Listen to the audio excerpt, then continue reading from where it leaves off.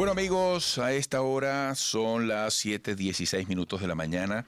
Interesante siempre conversar también con Aquiles Hopkins, presidente de la Confederación de Asociaciones de Productores Agropecuarios FEDEAGRO.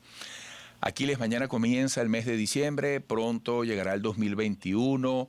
¿Qué pasará el próximo año? Siempre se intenta analizar posibles perspectivas. Y yo te propongo, por ejemplo, yo te pregunto sobre la ley antibloqueo, que según el Ejecutivo va a permitirle a Venezuela maniobrar ante las limitaciones de las sanciones. ¿Ustedes han analizado ese tema? Buen día, Eduardo. ¿Cómo estás? Muchísimas gracias por la invitación. Buenos días. Bueno, ley antibloqueo para enfrentar las sanciones. No, lo primero que hay que entender es por qué llegaron las sanciones. Para permitir enfrentar algo. Lo segundo que hay que ver es que permite esa ley antibloqueo que otorga poderes supraconstitucionales al presidente de la República. Por ejemplo, si se quisiera ir a licitar algún bien público para ser transferido al sector privado, existe vigente una ley de licitaciones. En nuestra opinión, esto no es necesario. Esto es simplemente un vehículo para dar formalidad o legalidad a cosas que ya se venían haciendo. Insisto, un instrumento que vale la pena recalcar que ese nombre de ley, pues para que fuese ley, tendría que venir emanada de la Asamblea Nacional, y eso no es un instrumento emanado de la Asamblea Nacional. Entonces, es un instrumento que viene simplemente a otorgar poderes constitucionales, habría que ver la legalidad de esto, al jefe del Estado. Hemos visto cómo en el marco de este instrumento se han asignado bienes que eran parte de Agroisleña a algunos grupos del sector privado. Ante esto nosotros simplemente hicimos el alerta de que Agroisleña fue una empresa expoliada, así como el decreto de expropiación. Para que una expropiación se consume tiene que haber un pago a sus legítimos dueños, cosa que nunca sucedió.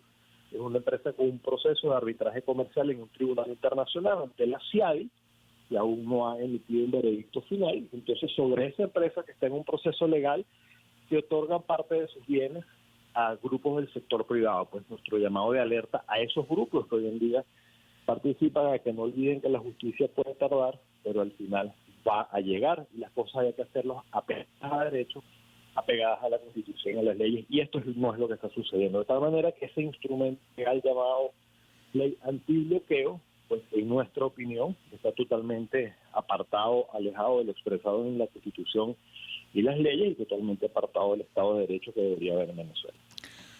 Consecuencias para el sector que tú representas. ¿Cómo queda el sector agropecuario ante este instrumento?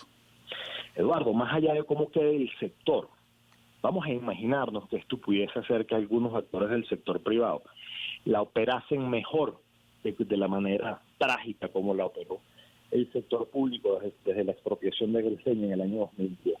Pero es que este no es el deber ser, y no te puede quitar algo a ti que es legítimamente de tu propiedad para entregárselo a otro porque a mí me provocó.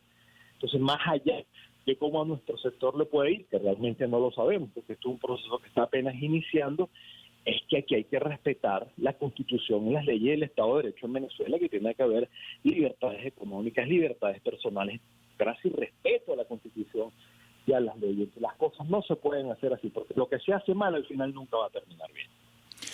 Mira, se vino diciendo hasta el momento que Fedecámaras o representantes de Fedecámaras con Industria y con Secomercio han tenido la oportunidad de conversar con el Ejecutivo.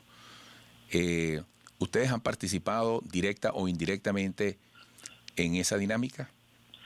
Esto fue una agenda que comenzó en marzo. En aquel marzo nosotros tuvimos la manera de participar indirectamente, elevando las propuestas que elevamos cada uno de los sectores. Eso es una agenda que ha continuado, donde nosotros no hemos invitado, no hemos participado de manera directa. Ahora, cuando uno habla de diálogo, de la búsqueda de acuerdos, ¿estamos de acuerdo? Pues por supuesto que sí.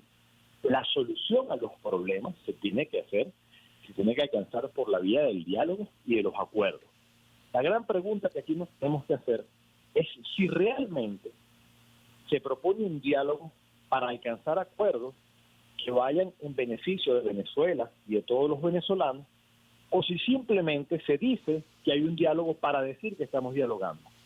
Porque esto comenzó en marzo y estamos en noviembre. ¿El resultado de esto cuál ha sido? Ninguno. Creo que el primer diálogo y el primer gran acuerdo en Venezuela es cómo salimos de esta crisis política, social y económica, la peor, me atrevería yo a decir, del último siglo. Pregunto, ¿se está trabajando en eso? Pues la respuesta es no. ¿Qué es lo que nosotros hemos visto en materia de decisiones? Ahí tienes una, ley antibloqueo. ¿Es eso la solución a los problemas? ¿Es la solución a los problemas ver ese impuesto que se anunció la semana pasada a las transacciones en divisas? Las transacciones en divisas son un escape que consiguió la economía ante la desastrosa política económica y monetaria impuesto por quienes llevan las riendas del país en los últimos años. Esa hiperinflación es de ellos. Es disparada del dólar a diario, es de ellos, de los desastres en política económica y monetaria que están imponiendo. Entonces van a poner un impuesto. Si eso es una salida que está consiguiendo la economía. La dolarización es una vía de escape que consiguió la economía a ese desastre en el cual nos sumergieron. Entonces, ante tu pregunta, por supuesto que avalamos cualquier escenario de diálogo y de acuerdo, pero para que de verdad genere soluciones para el país, no para que estén viendo que se están reuniendo con el sector privado y buscando diálogo y acuerdos, y la verdad es que no están absolutamente haciendo nada. La verdad es que siguen imponiendo su capricho ideológico que lleva a la ruina de Venezuela. Eso es lo que de verdad está sucediendo. Entonces, sí apoyamos una agenda de diálogo y de acuerdos, por una agenda de diálogo y de acuerdos real. Y nuestro llamado a los actores que se han sentado es a eso, a que no permitan ser utilizados en una narrativa y en un discurso de que hay un diálogo. Es a que de verdad consigamos la respuesta que necesita Venezuela, que no es otra en este momento que ponernos de acuerdo todos para avanzar en el camino de la recuperación de la democracia, a que nosotros podamos ir a un proceso electoral a elegir, no a votar. Nosotros no queremos votar, nosotros queremos poder elegir. Para eso tiene que haber libertades personales, económicas, libertades políticas. Para eso tiene que haber respeto a la Constitución, a las leyes y a la democracia. Eso es lo que nosotros queremos y ese es el primer resultado que debería comenzar a generar ese diálogo.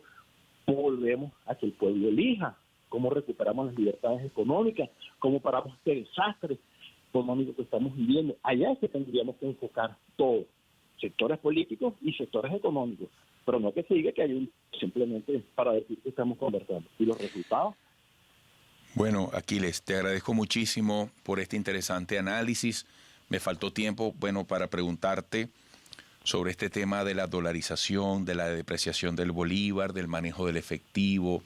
Bueno, eso en el campo, eso tierra adentro se hace mucho más difícil a la hora de enfrentar los costos, enfrentar el pago al personal.